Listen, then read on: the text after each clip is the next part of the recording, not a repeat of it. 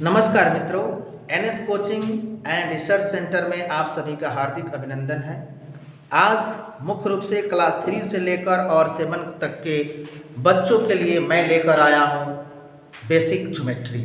आज इस basic geometry में हम लोग जानेंगे कि आखिर ज्योमेट्री किसे कहते हैं। तो ये ज्योमेट्री जो है ये दो वर्ड के मिलने से बना है। सबसे पहला जियो, जिसका अर्थ होता है एक बड़ा सा भूभाग या बड़ा सा भूखंड, और दूसरा होता है मेट्री, जिसका अर्थ होता है मापन करना, यानी एक बड़े से बड़े भूभाग का मापन करना ही ज्योमेट्री कहलाता है। आज इस ज्योमेट्री का एक नया अध्याय, एक नया चैप्टर हम शुरू कर रहे हैं, और ये मुख्य रूप से क्लास 3 से लेकर और 7-8 तक के बच्चों के लिए बहुत ही जरूरी है, क्योंकि बहुत सारे ऐसे बच्चे मिलते हैं जिसको ज्योमेट्री के क्षेत्र में थोड़ा सा भी जानकारी नहीं है, और बच्चे ऐसे जोड़ घटाव गुना भाग ये तो सीखते रहते हैं, अलजबरा बनाएंगे, उसमें बड़ा मन लगता है बच्चों को, लेकिन ज्योमेट्री के तरफ बच्चों का रुझान बहुत ही कम देखने के लिए मिलता है। इसके पीछे मुख्य कारण है कि बच्चे को ज्योमेट्री पसंद नहीं है, और पसंद इसलिए नहीं है कि किसी भी स्कूल में और किसी भी शिक्षक के द्वारा बच्चों को ज्योमेट्री सही तरीके से बताया ही नहीं जाता है। तो मेरा ये एक छोटा सा प्रयास है जो एक थ्योरी के माध्यम से बच्चों को मैं समझाने का यहाँ पर प्रयत्न कर रहा हूँ कि आखिर ये त्रिभुज है क्या। तो आप जानते हैं कि त्रिभुज एक प्रकार का ज्यामितीय चित्र है जो 3 भुजाओं से घिरा हुआ रहता है। एक त्रिभुज में 3 कोण होते हैं, 3 भुजा होते हैं और 3 शीर्ष होते हैं, और उस त्रिभुज के तीनों कोणों का जोगफल 180 डिग्री के बराबर होता है।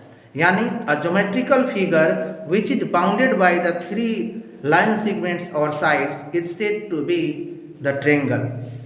A triangle having the 3 vertex, 3 sides and 3 angles, and the sums of all the angles of a triangle is 180 degree.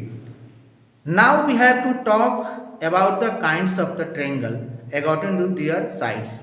अब हम लोग बातें करेंगे त्रिभुज के प्रकार के बारे में, वे भी त्रिभुज के भुजा के अनुसार त्रिभुज ये कितने प्रकार के होते हैं, इस पर हम लोग बातें करेंगे। तो देखिए, according to sides there are 3 types of a triangle. भुजा के अनुसार त्रिभुज 3 प्रकार के होते हैं, in which the first is equilateral triangle, जिसमें सबसे पहला जो है वो इक्विलेटरल ट्रायंगल का है। उस इक्विलेटरल ट्रायंगल को हम लोग समबाहु त्रिभुज के नाम से भी जानते हैं, और वैसे त्रिभुज जिसकी सभी भुजाएं आपस में बराबर होती हैं और प्रत्येक कोण 60 डिग्री के होते हैं, वही समबाहु त्रिभुज कहलाते हैं, यानी इक्विलेटरल ट्रायंगल कहलाते हैं। A triangle which all sides are equal is called equilateral triangle, and the each angle of a equilateral triangle is 60 degree. The next types of the triangle is isosceles triangle. It means a triangle which only 2 sides are equal to each other and 2 angles are equal to each other is called equilateral triangle. वैसा त्रिभुज जिसके 2 भुजा आपस में बराबर हो और 2 कोण भी आपस में बराबर हो, उसे हम लोग आइसोसेलेस ट्रायंगल कहते हैं, यानी उसे हम लोग समद्विबाहु त्रिभुज कहते हैं।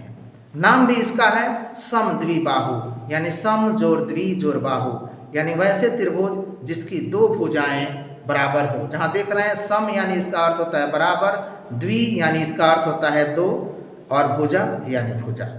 तो वैसे त्रिभुज जिसके 2 भुजा आपस में बराबर हो उसी को हम लोग समद्विबाहु त्रिभुज कहते हैं। समद्विबाहु त्रिभुज के 2 भुजा बराबर होने के साथ साथ 2 कोण भी बराबर होते हैं, यानी an isosceles triangle having the 2 equal sides and 2 equal angles. Now we have to talk about the another types of the triangle, that is scalene triangle, a triangle which all sides are unequal is called scalene triangle.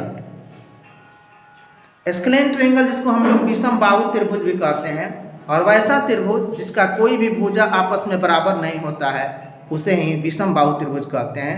विषमबाहु त्रिभुज का कोई कोण भी आपस में बराबर नहीं होता है। दूसरा चीज़ जो हम लोग अगले दिन जानने का प्रयास करेंगे त्रिभुज के ही क्षेत्र में, वो होगा types of triangle according to their angles, यानी त्रिभुज का प्रकार वो भी उसके कोण के अनुसार। तो कोण के अनुसार भी त्रिभुज 3 प्रकार के होते हैं। There are 3 types of a triangle according to their angles, in which the first is right angle triangle, यानी वैसा ट्रेंगल जिसका एक एंगल 90 डिग्री के इक्वल हो उसे ही राइट एंगल ट्रेंगल कहते हैं। A triangle which an angle is equal to 90 degree is said to be the right angle triangle, and a triangle which each angle is less than 90 degree is called acute angle triangle, and a triangle which an angle is more than 90 degree but less than 180 degree is called obtuse angle triangle. Now we have to talk about this point on the next day by the using of a figure on the board. Thanks my dear students and all the friends. Thanks.